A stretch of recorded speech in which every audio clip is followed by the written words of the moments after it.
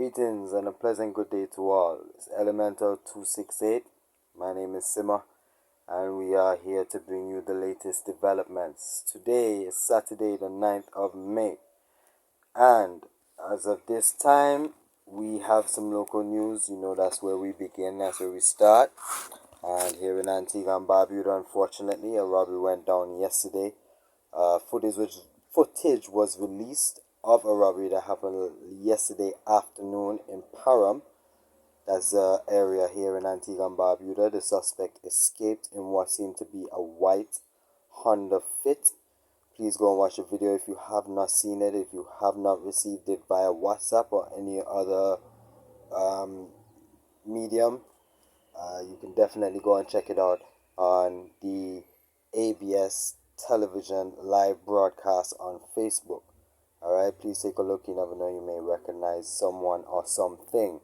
Okay, moving right along. Still in the local news, we have new regulations that will be set for churches, barbershops, and hair salons.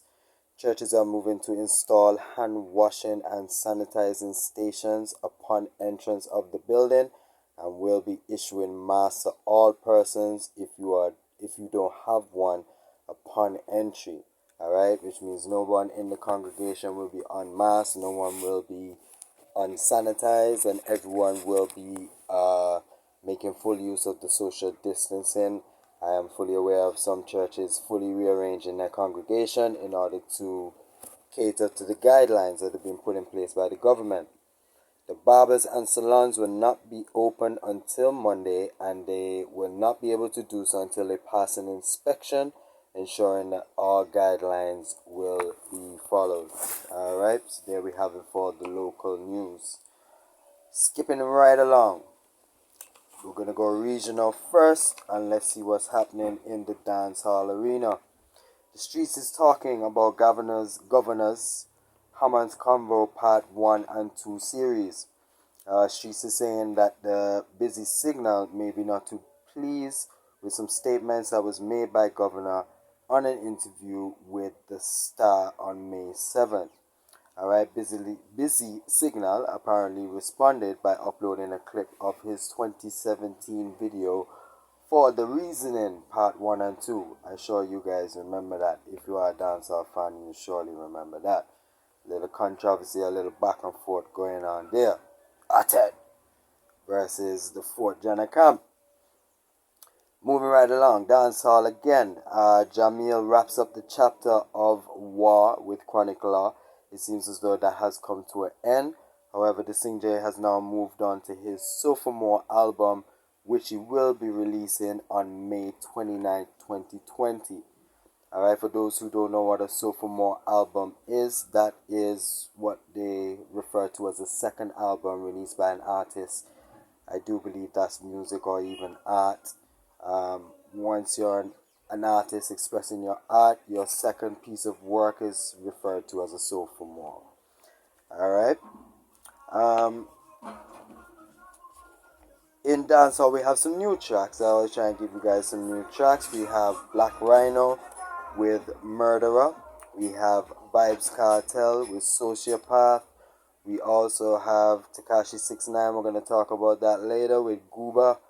And we also have OT Genesis with I Look Good. Now, please note that is a full-fledged quarantine song.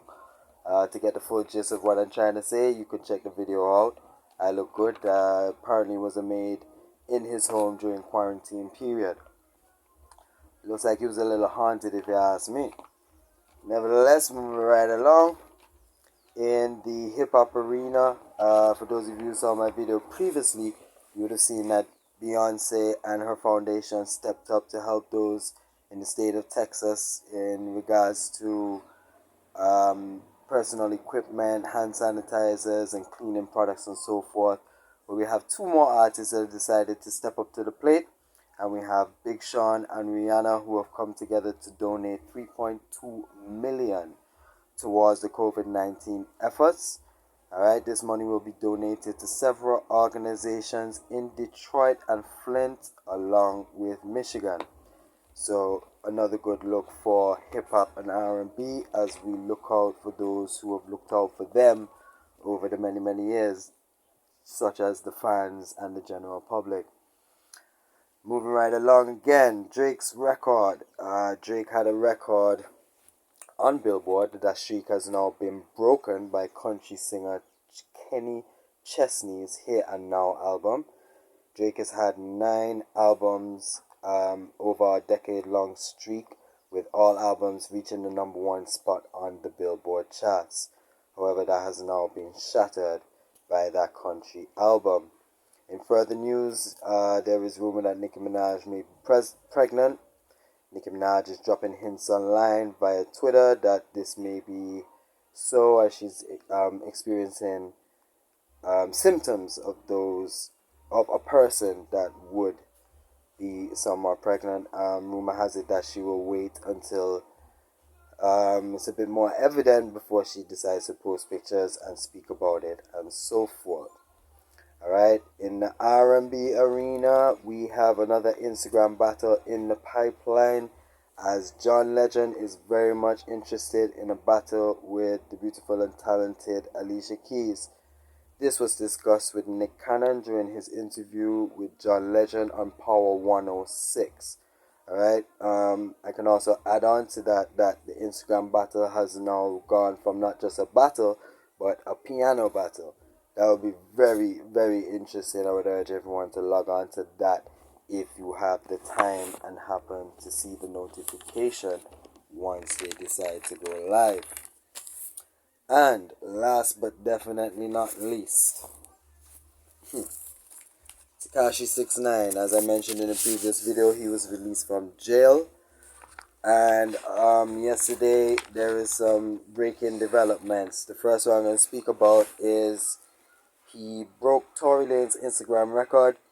Okay, I do believe Teddy Riley and Babyface also had a record. I'm a little confused as to who held the current record upon Tekashi 6ix9ine breaking it. But he received 2 million views yesterday online, speaking about his reasons for snitching. For those of you who are in England, grassing. For those of you in Jamaica, informing, inform of the dead. For those of you in Antigua, well, you know all of the above. Alright, he explains his situation, explains his loyalty towards the 9 Trey Bloods, why he did what he did. He also apologizes for snitching. And in addition to this, he also releases, just a moment, I apologize for this noise in the background. Yeah, apologize for that. People should be quarantining, but instead they're up and down all over the place. Nevertheless, he also releases a single called Cuba. You can check that out. That has been released on YouTube. But I just want to say a few things in regard to this whole Tekashi 6ix9ine situation. Right? First of all, I do believe those records that were broken yesterday. Oh, he also broke a record in regards to the likes. The video that he posted, the single Gooba, received over 1 million likes, I believe, in some ridiculous time frame, probably in an hour, I believe. Now that says a lot, but I do believe in regards to the Instagram views, my opinion here, I believe most of those 2 million people were logging on to hear his side of the story. They were logging on to hear his explanation. They were logging on for the drama. Drama sells. You know, information, good information, stuff to better people. Positive things always has a hard time, but the negative will always fly. The negative will always be attractive to the general population, and that was clearly evident, in my opinion, yesterday by those 2 million views. Most of those persons are not Tekashi fans. Most of those persons would have been somebody like myself. However, I didn't watch it live, but I would have logged in just to hear what he has to say in defense of his snitching. Alright? Now, when it comes to snitching, I do believe that a lot of us have this principle or rule a little twisted. Now, he gives his reasons, saying that one of the reasons why he snitched was simply because the persons that he would have been loyal to by not snitching were not loyal to him. He mentions things such as they stole money from him. He mentions things about when they kidnapped him and beat him up. He mentions things about them kidnapping his mom. He mentions things about them sleeping with his baby mother. So he basically says he was not going to hold any kind of secrets for these people, and he's going to rat them out. Now, to me, that has two flip sides to the coin. One, that is okay when you're a regular citizen, when you're innocently involved in activity that you know nothing about. However, for his situation, he was fully aware of what he was getting himself into. He was fully aware of who he was getting himself involved with, you know. So the loyalty thing only flies so far for me, you know. As a man or a product of the street, which in that's what he portrayed himself to be. You portrayed yourself to be a gang member. You portrayed yourself to be a blood, fam. So if you're gonna do that, then you have to accept the rules, the guidelines, the lifestyle, the culture, the way of thinking, everything that comes with that. Feel me? So if he's not a street cat, if he's not a street nigga, then you need to leave these things alone. You know? But the ratting is not tolerated. Just for an example, let's go back to the very first story that I spoke about. Now, we had a robbery here in Antigua in Param. The video is out. Many people were around the supermarket. The staff were there. Other customers were there. People were outside hanging out. From what it seems to me, it is a very famous spot in Param. It's right on Param Corner. The only shop that you have access to before you get to Crabs Peninsula. For those of you who don't know Antigua and Barbuda, Crabs Peninsula houses our main or one of our main power plants here in Antigua and Barbuda. And therefore the traffic going up that side is kind of regular. It also homes the Defense Force, which would be our local army for those who don't live here. And it also houses one of our biggest marinas here in Antigua and Barbuda, which is where I go to do work on our boats for the company once they've been taken to dry dock, which is when a boat is removed out of the water. Alright? So it's a busy place. Lots of people would have been around. Lots of people would have seen what's going on. Now, if a civilian takes up the phone and decides to call the hotline and says they remember the license plate of the vehicle, or they can give a description of the guy, or maybe they remember the voice, or the voice sounds familiar, or they recognize the shoes, somebody must have seen something. And in reporting what you saw, you are not snitching. You are not a gang member. You are not affiliated to any street codes, well, most people, alright? So therefore, you reporting on something that you saw is not snitching. Big up to all the Elemental members. Myself, Simmer, Melody, in Tri-State area. Black Eye in Tri-State area.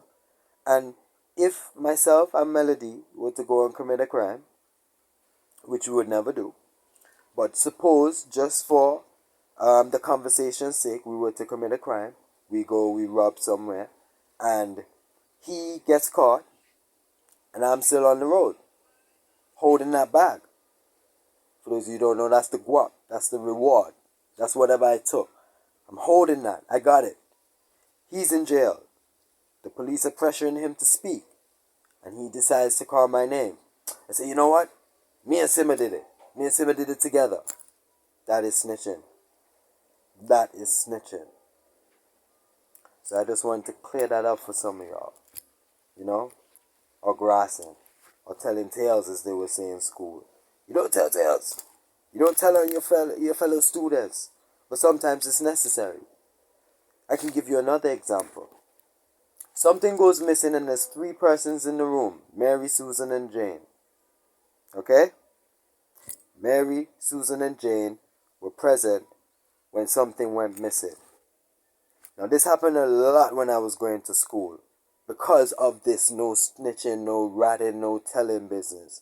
Now, the headmaster, the teacher, whoever's doing the disciplining of those students, those 3 students that they can definitely pinpoint were at the place of the scene, or the crime, or whenever item or whatever it was that went missing, they were present. Now, you decide that you're going to punish all three. So you say, Susan, Mary, Jane, you're all being punished for the crime. And then Mary decides to get out and say, you know what? She saw Susan take the item all the time, but she didn't want to snitch. But now she's being put in a position to snitch because she's now being placed in a position where she could go down for something that she didn't do. So she runs. That's not snitching again.